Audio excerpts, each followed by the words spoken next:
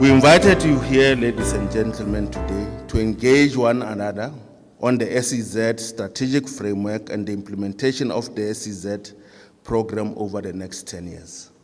This SEZ policy and strategy dialogue should culminate into a coherent SEZ strategic plan of government. We must use this platform to learn from the experiences of all South African SEZs and share ideas and engage in constructive dialogue on the challenges and opportunities confronting SEZs. Cabinet has already approved the new approach towards the SEZ program, allowing the national government to be actively involved in the planning and development of the zones. As such, the DTI will no longer just be a regulator and adjudicator of the applications, but an active participant in the planning, development, and management of the zones, especially the new and struggling economic zones. In addition, the DTI will also take up equity or ownership in the SEZ in order to provide full support for implementation. This model is already being tested in Gauteng through the implementation of the proposed Tshwane Automotive SEZ. The proposed SEZ will be owned by the DTI, 33.3%, Gauteng government, 33.4%, and the city of Tshwane, 33.3%. But the test for us is, what is the impact of everything we do on growth, on jobs, and on transformation?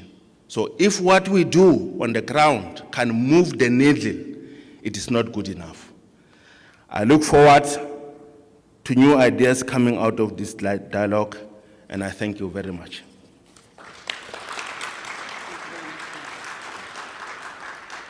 DM, thank you very much for those words. I'd like to call up DG Lionel October to just talk to us about the new SEZ strategic approach. Thank you, colleagues. We here, as the Deputy Minister said, formally Cabinet has adopted a new vision and a new program for special economic zones. It's for a 10-year plan. We want to debate with you and develop this 10-year strategy. The key question we want to answer is, what is the key value proposition for SEZs? To drive industrialization, drive jobs, drive growth, drive transformation. We've identified 3 success cases amongst our SEZs. The longest serving SEZs, Dubai Trade Port, Coega Industrial Development Zone, and East London. All of them have over 40 or 50 investors, billions of investment, thousands, 15 to 20,000 jobs in these 3 zones. All of them have world-class management teams, long capabilities, they've built world-class infrastructure. They have been highly successful. Then we have, as the DM mentioned, we have what we call the struggling zones. We have some zones which we designated more than 20 years ago, and they have 2 investors in that zone. No infrastructure, a small management team, or constantly chopping and changing of the CEOs and so on, a board that's dysfunctional and so on. So you've got these 2 things. So we said, what is the success of the 3? Because remember, all of the SEZs have the same incentives, the same programs. So it can't be that you can say it's because of taxes or this or that. All of them have the same. But the 3 have succeeded in attracting 50 investors in each zone. And the only successful factor is the quality and the strength of the management team, is what took them through. And that has been their only success. They have the capability to be able to attract investors and to persuade investors to come into the zone. They have the capability to mobilize the municipality, the provincial government, national government, to be able to get the infrastructure spending going. So what we want to do is, a big part of our new arrangement is going to be of the new approach to SEZ is building strong management full-time teams to build the zones. From a CDC perspective, we have 45 operational investors. Of these 45 operational investors, 20 of them are international companies and 25 of them are actually South African companies. We operate the Coega SEZ here, and we operate the Nelson Mandela Logistics Park, which is adjacent Volkswagen South Africa in Uitenhage, which is 20 kilometers from here. To date, we have created 18,366 jobs. Of those, 8,210 are operational and 11,192 are construction-based jobs. Within the SEZ, we have 4 customs-controlled areas. These really help in reducing costs for the investors, and it is something that especially FDI investors really look for within an SEZ. And in terms from a training perspective, we have 85,886 people that have been trained within the zone since inception. We have our own training and development center within the zone, and this really helps the investors as well when they come through, because they find comfort in that the skills that they are actually looking for, they will be able to source in the local market. One of the elements that we found really works in terms of investor confidence is for investors to be comfortable and really feel comfortable in terms of your own ability to deliver.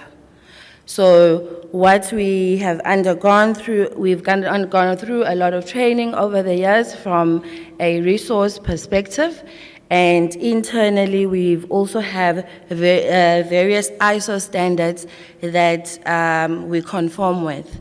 This gives our investors comfort that from a global benchmark perspective, that indeed we can operate in the same playing grounds as your European and your Asian SEZs. Now, the issue is why the other SEZ not doing well. We did a thorough introspection, analysis into what is really happening in the SEZ program. One of the challenges was you need to have a clearly defined value proposition. Most often than not, we get applications on the basis of a land that is available. It's owned by the province or it's owned by the municipality, and that can be a value proposition.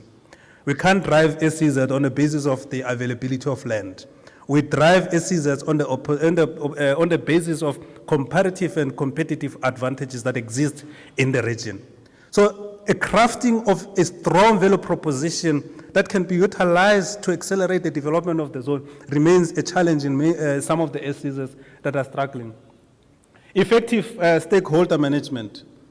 You would find that in one SEZ, the challenge, you have investors that are secured, they are ready to invest immediately. But the challenge is just an approval of a building plan. We're talking about 2 billion worth of investment, but the challenge is just one municipal official who can't sign a building plan approval because he's on sick leave. So we are saying that stakeholder management, these are some of the issues that we need to drive a special economic zone to ensure that we accelerate for the new special economic zone. As part of our master plan, we need to model those in to say that part of our value proposition is that here ESCOM is going to give rebates. Here, if companies located in special economic zone are exporting, Transnet would assist in making sure that we ease the business. We, if possible, provide rebates for export markets. Ladies and gentlemen, we'd like to open the floor for some questions and answers. We've got the DM, the panel members, or any of the speakers that have spoken before. So are there any questions? I've got one over there, one there. Sorry, is there a row, one over here? Could we maybe take those 3 questions? Jack Hossif from the Office of the Premier in Gauteng. We, as the Apex office in a province, have a very specific institutional question, which we think, working with you as we are, we're in the process of answering, but it would be useful to have comments. There is logic, we feel, in positioning provincial government to play more of an explicit institutional role in the development and the governance of the SEZs. And specifically that relates to how, it relates to the comments that was made by both the last two speakers, by Sipho and Mr. Molafani, on the question of SEZs as platforms. Because you can't just do them as industrial parks. They've got to fit within an ecosystem that includes mega human settlements, that includes roads, that includes transport, and ultimately the place where most of those mandates converge is provincial government. So in the context of the overarching model, while we recognize obviously that metros and municipalities and especially districts have to play more of a role, I just wanted to kind of get a view from the panel. Is it time to give provincial government a more explicit role in partnership with you in running the SEZs? Should we sit on the boards? Should we be developing the special purpose vehicles? Is this just something we have to work out in practice? Thank you. The gentleman. Deputy Minister, DG and colleagues, my name is Tise Somagele from the Free State Department of Economic Development, Tourism and Environmental Affairs. I just have two questions. I think Mr. Zikode referred to his experiences with China. So I just wanted him to perhaps, if he has that time, to share the differences, if any, regarding the legislative regime in China versus South Africa with regard to the operations of special economic zones. Can we say that in terms of the laws or the regulations that governs SEZ, are we too cumbersome, or comparatively speaking, are we too cumbersome, or are we actually competing? That's the first one. The second one, a province like the Free State province, because even if you look at the top performing, you can actually draw the trends in terms of the top performing SEZ. You don't necessarily find rural or poverty-stricken areas playing that role. Are we in a position to determine if there can be a potential for those SEZ that are developed in poor or rural areas not to be able to compete with in other areas with regard to differences in terms of operations and so on? Thank you very much. Thank you. Yes, thank you. Good morning. Okay. Thank you very much for allowing me this opportunity. I'd like to start by congratulating the Coega, East London, and Dube SEZs for a sterling job. Job well done. By the way, I'm Vuyelwa Tony Penga, a member of the SEZ Advisory Board. Now, my interest is on the jobs that have been created. We speak of skills development and skills transfer. My question is, has there been an analysis of those jobs that have been created in all these SEZs? Analysis in the sense that which jobs are job positions are occupied by South Africans, which job positions are occupied by non-South Africans. Lest we discover that there's been skills importing. And the categories of those skills, that is the levels. Of those levels, high-level skills, scarce and critical skills, high-tech skills, South Africans are occupying those skills. It's a question. And then low-level skills. So the analysis, in a nutshell, has it been done to get a true reflection of what is actually happening in the jobs that have been created? Thank you. Thank you. We'll take Paul, and we'll give then the panel a chance to respond. Thank you. Maoto, I think there's a bit of an elephant in your room, and that is you refer to the need for the infrastructure to work with the SEZ, and the elephant in the room is it doesn't. We have, under your lessons learned, I would have put number one, disarticulation between the SEZs and our infrastructure, principally Transnet. I'm old, so I can be rude. Madala. We have the Republic of South Africa, and then we also have the Independent Republic of Transnet, who do what they do. If you look at Shenzhen, Subic Bay, Clark, all of them, and I've, like you, visited most of Kaohsiung, Shenzhen, with Kaohsiung, the port, they are one. The port, the infrastructure, and the industrial are one. But here we have a division, and we don't work together. We all belong to the same shareholder, the people of our country, and yet we have these different agendas. And maybe you've just been polite because you're in government and you can get fired. I can't, I'm beyond. So I just think that is our biggest nut to crack. We need government working together, not pulling in different directions. And the biggest is that the infrastructure, the power, the roads, the rail, the port, must be one. In your new approach, you have number one as infrastructure, but you skate around that elephant again. You don't want to name it. That elephant isn't just Transnet. It's Sanral. It's the whole, it's Eskom. We have to have, like in China, they all work together. The other thing is, in your whole analysis, you never came around to the export percentage. They were all based on the world market, which world trade has been increasing in the last 30 years faster than the growth in world GDP. The game is getting into global trade. Kaohsiung was that, not an SEZ anymore, it's just a zone now. Shenzhen, export. They were all, I think, the export element. And then we have a problem if we look at the export element at some of the SEZs. Do they really have an export advantage? China started on the coast, then put in very cheap, very fast, very efficient infrastructure to effectively economically move the inland SEZs to the coast. With that cheap, rapid infrastructure, they were, in virtual sense, they were on the coast now. But that was phase two when they had the money to put in those rapid rail, container, roll-on, roll-off infrastructure, and it's working. I think that we have a lot to learn, especially SIPO. I'm sure you are very aware of this.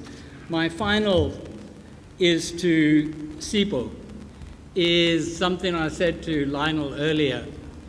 Why we took the IDZ and SDI program to the DBSA way back was we were told to bugger off by Karel van der Merwe and the old Broederbond at that time. And we went to DBSA because we already had Ian Golden came in.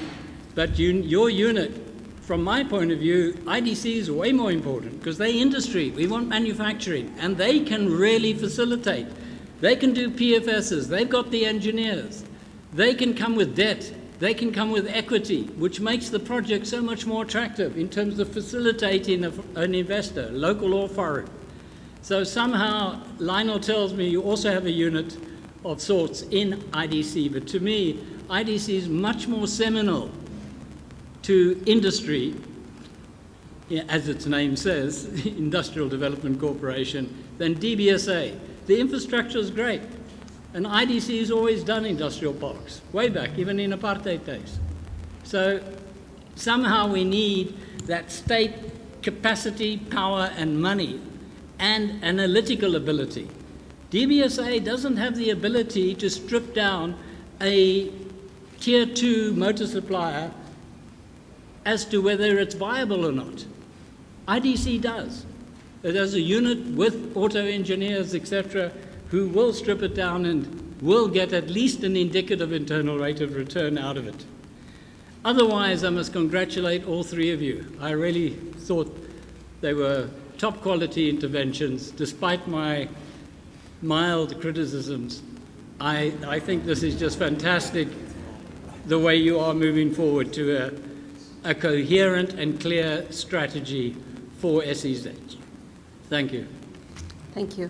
Mahoto, Sipo, and then maybe DG and DM can come in. I don't know, Sheila as well.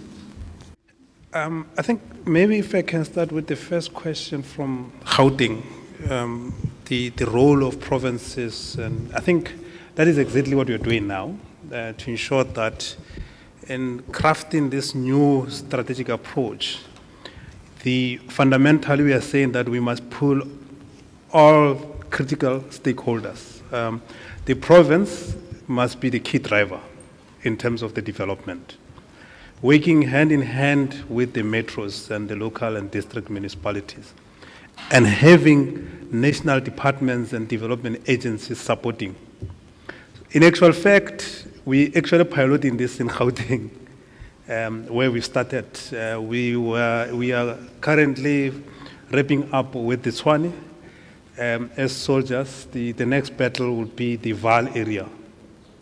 Once we conclude the Vaal, we'll probably go to Ikandastria and Lansaria. We ultimately want to have Gauteng as Singapore. So that's the intention. The analysis of jobs, well, we're working with the SEZ Advisory Board. This is an ongoing exercise that we're currently undertaking. And I'm sure the work is done at the moment. But it's safe to say that, yes, we take the inputs, we would probably improve where we need to improve. The jobs are just currently reported as raw as they are. But I think that thorough analysis is very much needed. Paul, we fully agree with you in terms of finding synergies between the ports and SEZs. I mean, the reality is that we identified and developed Coega on the basis of the port that exists here.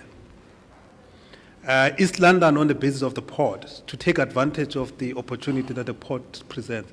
But I think we're gaining some strides. We're working with the new management in Transnet. DG is meeting with the executives on Friday. The board was convening the meetings with the leadership of ESCOM just to deal with just to deal with our relationship, the relationship between the SEZ and Transnet. We see the port and the SEZ as one thing, as opposed to being two separate enclaves. And of course, we also take your inputs around export. It is in the strategy, but I think in terms of reporting, we must be as eloquent as possible. Thanks. Colleagues, just to add on the experiences, with China, I think Dr. Jordan has covered it very well. But what will impress you with the Chinese, the Communist part of China makes policies and everybody else follows the policy. There is no minister or DG or DDG who will deviate from the policy. It's all about that. They make policies and everybody else implements. The second one I want to highlight, still under the China, China is a big market. So their incentive for their SEZ is just a market.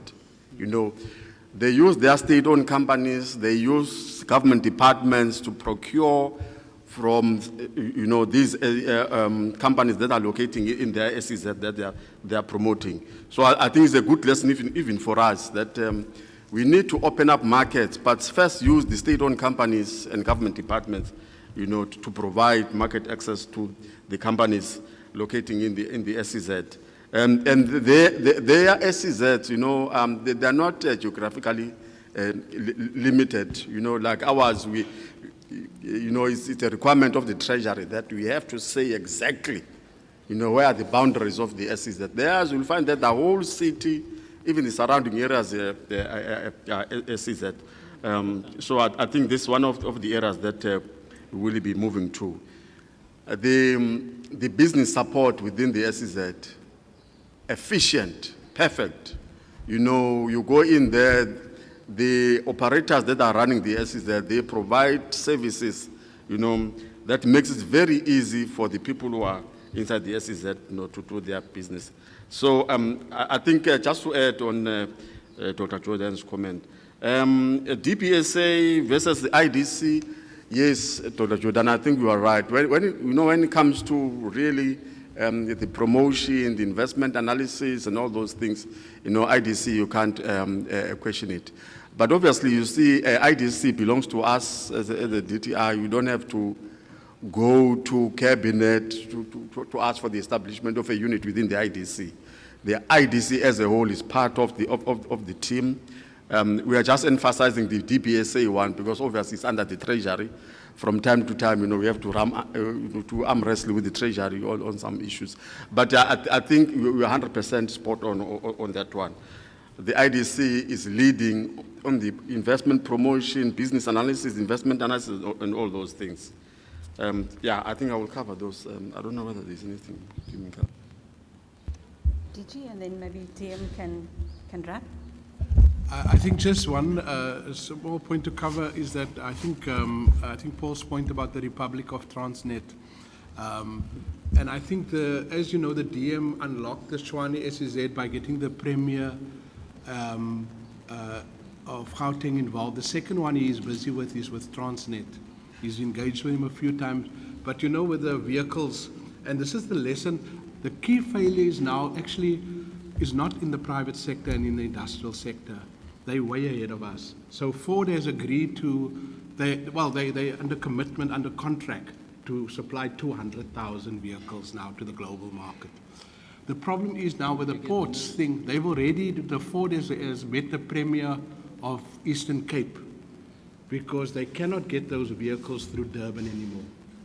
So they've already made the decision now because they cannot rely on the port of Durban. They've come down to P and they had a good meeting with the Premier and facilitated by the DM. They are going to have to go an extra 600 kilometers to come and do it via PE to export those vehicles. So that's the real crisis we face from the state side, where we've attracted, as Maoto said, Ford is going to be the biggest SUV production plant in the global chain of Ford. So our problem is we just need to provide them with the infrastructure to get that goods to market and to, as I said, and the key constraint there is Transnet.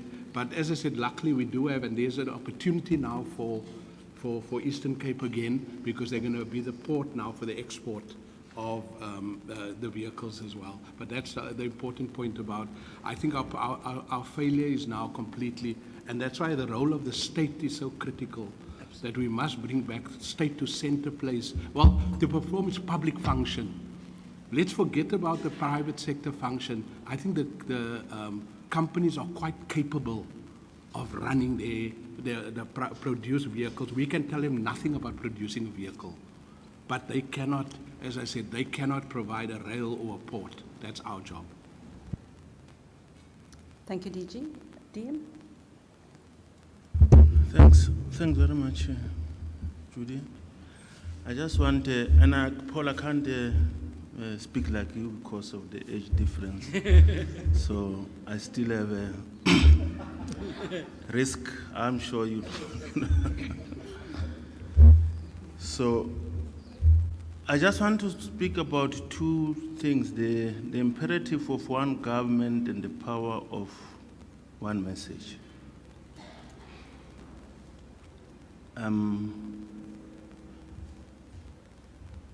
And this has got this issue of one government and what people call the Republic of Transnet. I haven't said so.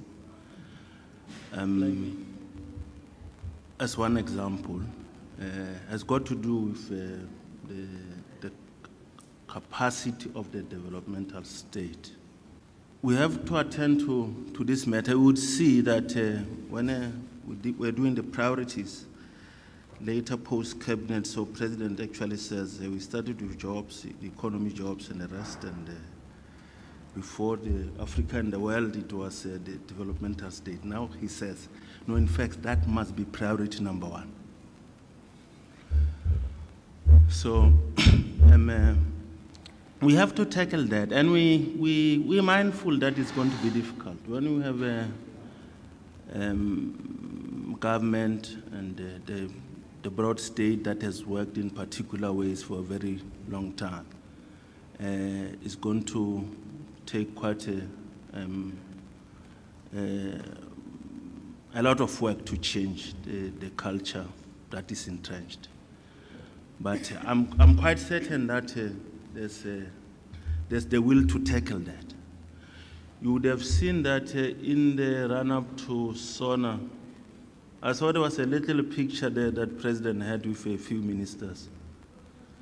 Because given that the priority for SONA was the challenge of the economy and jobs, so that's what we're trying to tackle to ensure, just firstly, starting with the economic cluster of ministers, that they can be organized, they can be coordinated, that we can act in one direction and ensure that all our departments, all our entities can act in and move in one direction. So I think we will get there. And but this I can say, Paul, so it's for some of us who are new in government, so we bit liberated because we don't come with the baggage of the past, so we don't really worry about people telling us, no, this is how things used to be done. We're not interested in that. So we think President is quite clear, and I think we will be able to push. So it will take some time, but we need to push to ensure that government can work as one government. This issue of the Durban port is such a bottleneck in the economy.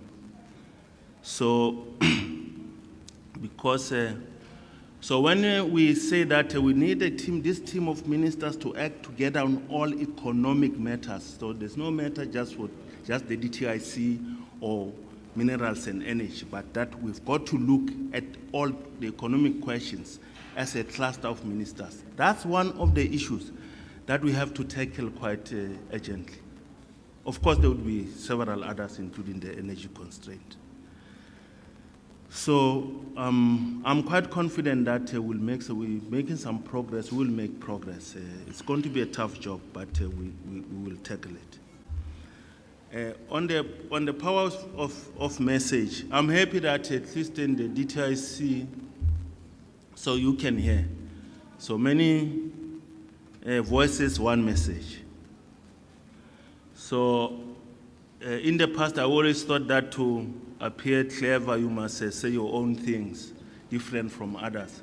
And that's what we like in South Africa, because you think if you repeat something that somebody said, you not look intelligent, so you must say your own things, invent your own words. So I learned after a long time listening to the Chinese, and these are the people who hate or like them. These are the people who drove a 21st century miracle with regard to the performance of the Chinese economy. They are very simple people, one message all the time. Whether you are the head of a medical faculty or an engineer at an SEZ or a provincial secretary of the party or of a district, throughout the system, one message. I have learned. Now, so that's why here at home we must also learn, especially on the economic front, that there must be one economic storyline all the time, from everybody, from all the ministers in the economy, one line, one message. Thanks very much, Judy. Thanks, everybody. Thank you very much.